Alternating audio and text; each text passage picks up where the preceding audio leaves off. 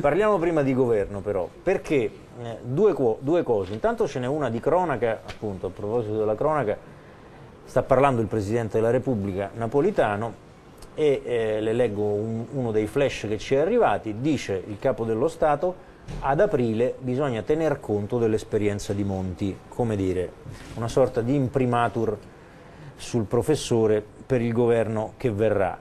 A questo collegherei un po' di domande che sono arrivate su questo argomento e sulla politica economica soprattutto di questo governo. Accennavo prima alle alte tasse che sono scattate a inizio d'anno e che ora arrivano con la legge di stabilità.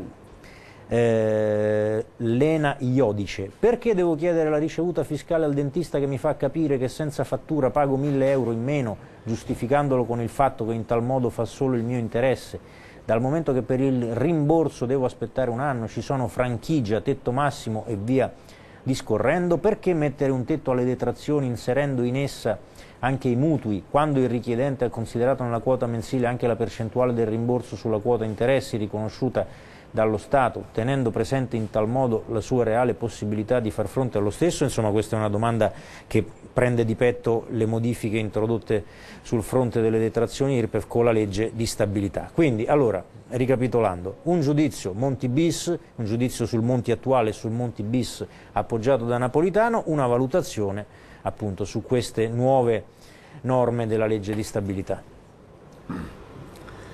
Innanzitutto prendiamo atto, non so se sia deontologicamente corretto, ma io rispetto e prendo atto che il Presidente della Repubblica esercita il suo ruolo dicendo due cose. Primo, signori partiti, signori del Parlamento, si vota ad aprile, chiaro?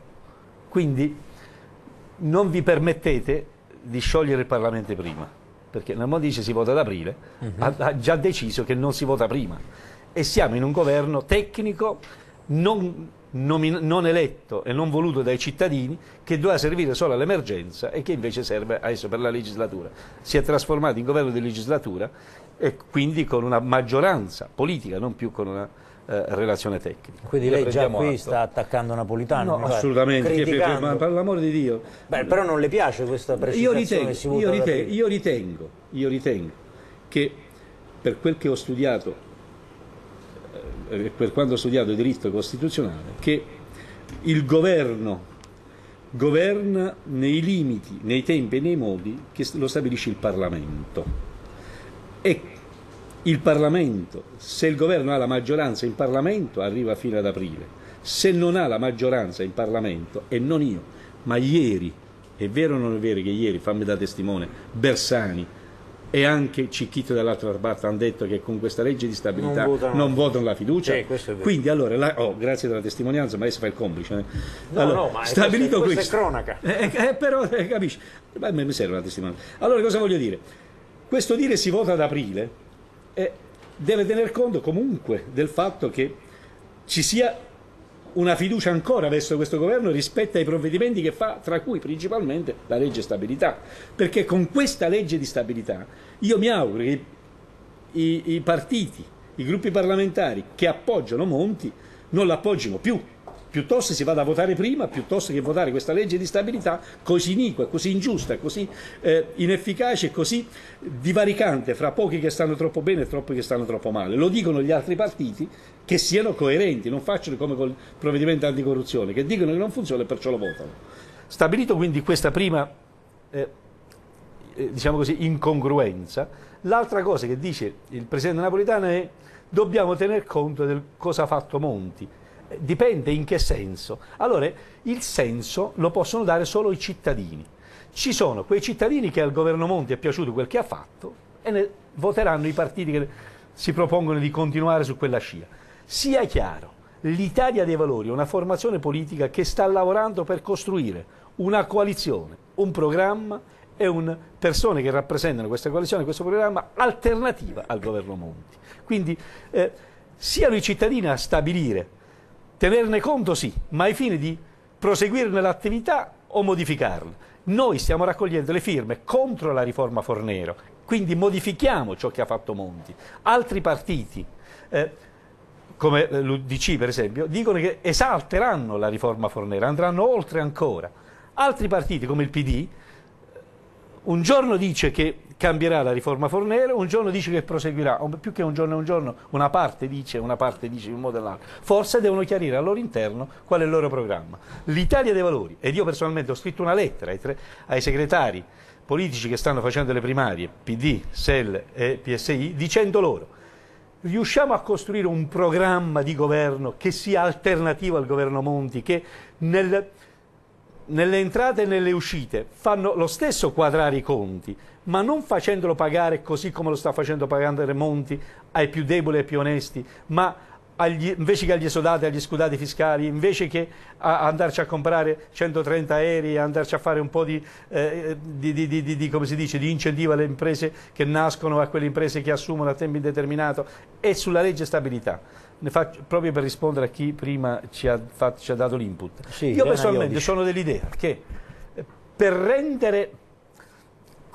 bisogna rendere conveniente a chi va a comprare qualcosa pretendere di ricevere la frattura. Se no questo signore dice: perché devo pagare al dentista anche 1.000 euro in più quando me lo posso risparmiare?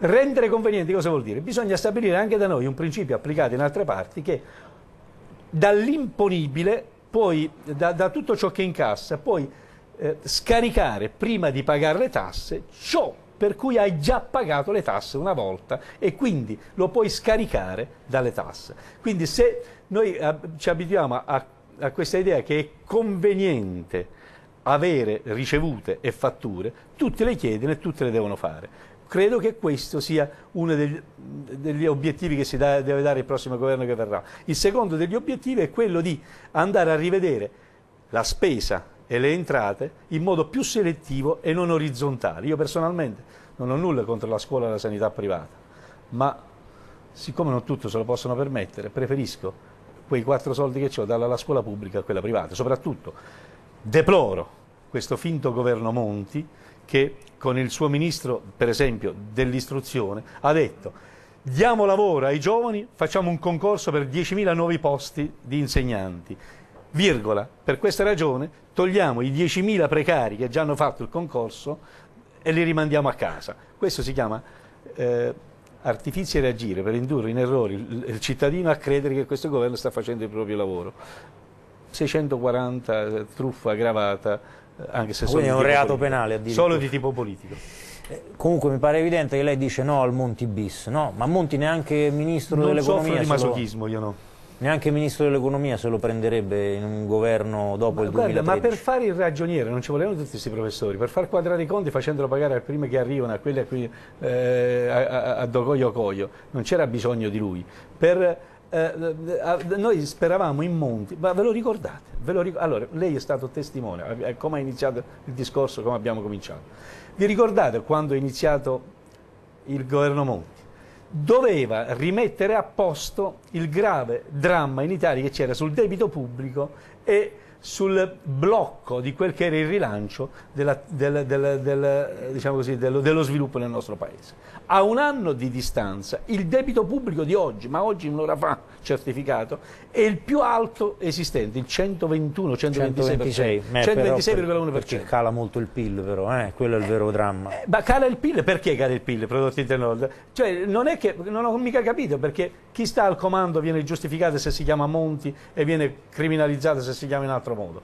A me, cioè lei rimpiange Berlusconi? No, no, guarda, tra Pardella e la Brace io butto l'acqua a tutte e due e li affogo a tutte e due, ci mancherebbe altro. Non soffro di questa malattia. Io però sto dicendo che dopo Berlusconi bisognava andare alle elezioni e che ogni giorno che passa è un giorno perso, perché solo le elezioni in una democrazia vera e reale dà la possibilità al cittadino di scegliersi il suo programma e la sua squadra. E io rilancio: è necessaria una legge elettorale che metta in condizione il cittadino di sapere prima a chi va il suo voto per farci che cosa. Quella che stanno proponendo ora è una legge elettorale perché il giorno dopo si possono fare gli accordi e il voto del cittadino va venduto al migliore offerente. Si chiama centro, mi pare.